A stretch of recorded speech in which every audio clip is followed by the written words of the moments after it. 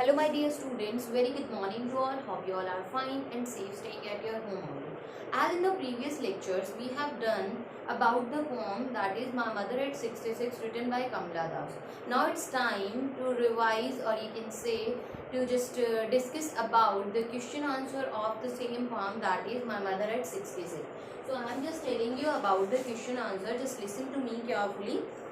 What is the kind of pain and ache that the poet feels? This is the first question. What was that ache? What was that pain? The poet was just talking about. The poetess was talking about his pain to see her mother's dull and colorless face. As I told you in the poem also, that her mother's face was very dull. Her mother's face was as pale as a corpse. She is hard to see that her mother's face looked like that of a dead body. Dead body means to say corpse. Okay, she is afraid of the fact that she may not see her mother alive next time. What she was thinking, कि I will not be able to see my mother next. Okay, it is really not possible to meet my mother again in my life. Okay, and here is the next question, that is, why are the young trees described as sprinting? Sprinting means to say running. As you all have observed also that whenever we are just walking, whenever we are just walking in a car, whenever we are just moving in a car, when we look outside, what we see? It is look like that trees are also running with us. But in real it is not. Our car is only moving. Okay. The car was moving when the poet looked outside at the trees. They appeared to be sprinting because the car was speeding past them in opposite direction. The young trees represent life in contrast to her mother's. How the young trees look, young trees are looking like they are also having the life. They are also moving. And here is the next question. Why has the poet mentioned married children spilling out of their homes in the poem? Ki married children spilling out of their homes. There is also contrast between. How there is the comparison? There is also contrast between the life of children and her mother. How the face of my mother is very pale and dull, but the life of children is very much happy. Okay, the poet has used this imagery to bring out the contrast between children who are energetic. How the children are? They are energetic and full of life, and her mother who is old, pale and lifeless, and in her mother's body there is no even a sign of life that she will live more or not. Okay, and here is the next question. Why is the poet being compared to the late winter's moon? Why the poet is compared to the late winter's moon? Late winter's moon. As in the winters,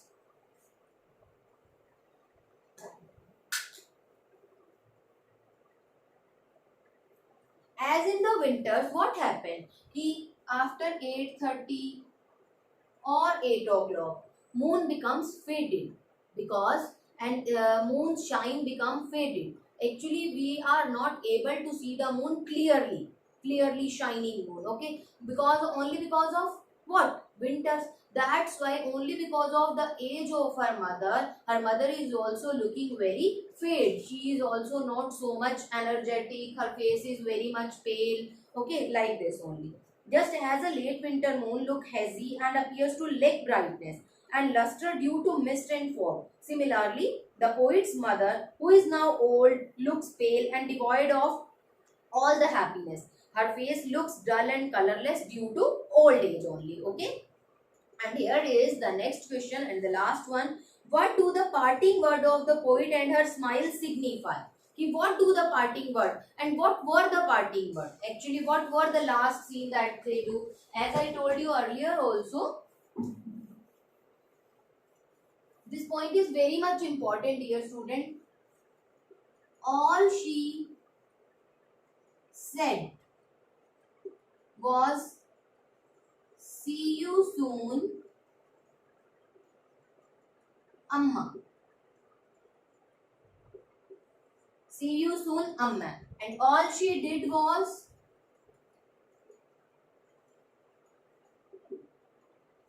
smile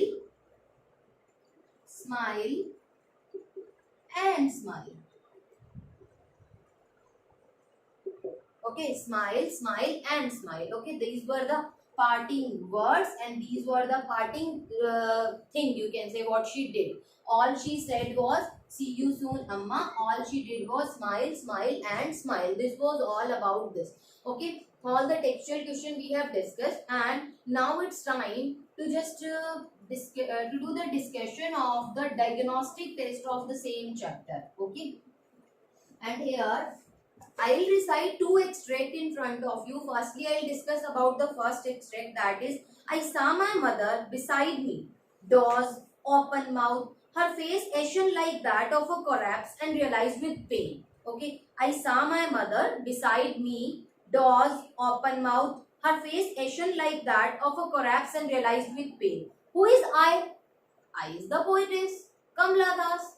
And the next question is, what did I realize with pain? What did I realize with pain? What was that pain? What did I realize with pain? Here is the thing. The pain was that her mother is not going to live more. And the next question is, why was the realization painful? Why? The same answer again. Why was that painful? Because he was not hoping that she would be able to meet her mother again or not. And my dear student, these are some important questions. Doesn't matter, 2 or 3 questions having the same answer or not. Okay, and here is the last question, that is, identify and name the figure of speech used in these lines. Okay, now I want to tell you all about the simile. What is simile? If I say it is just the indirect comparison between two things, like two different things. Okay, two things must not be same. Like if I say I look like my sister, okay, it is not simile, it is just a comparison, because we both are the human beings. Okay, simile is when comparison between the two different things, animal and human beings. There can be two different things, vehicle and human beings. Okay, like this only. If I say, I am like the lioness in the school. I am like the lioness. Okay. What I use word like. When there are the using of the word as, like, as, okay, then it is called simile. If I say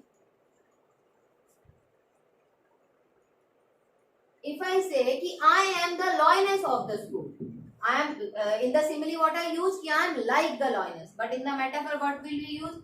I am the lioness of the school. Okay, got it? Like this, when there are the use of the word like or as, then it is simile, and when there is not the use of like or as, then it is metaphor. And here is like this only. It is written ki her face ashen like that. Her face ashen like that. That's why which figure of speech is there? Simile only. And here is the next extract. Put that thought away and looked out at young trees sprinting, the merry children spilling out of their homes. And here is the first question. What thought did the poet put away? Which thought? That her mother is not going to live more? That thought only, no? The next question is, why did she put the thought away? Why? What the reason? Because if she will just thinking about the same only, if she will be thinking about the same only, her mother also get depressed. Okay, and she don't want that. And there is the next question. Identify a figure of speech. Put that in this young tree sprinting. Here is the personification. Which figure of speech is there? Personification. Why? It is just the manvikaran of the things. Why? How? Like young trees sprinting. Okay, trees are running. In the trees, the poetess has showed the quality of human beings. Okay, and here is what is the significance of these lines? What is the significance? The significance of these lines is that the poet don't want to get depressed to her mother also.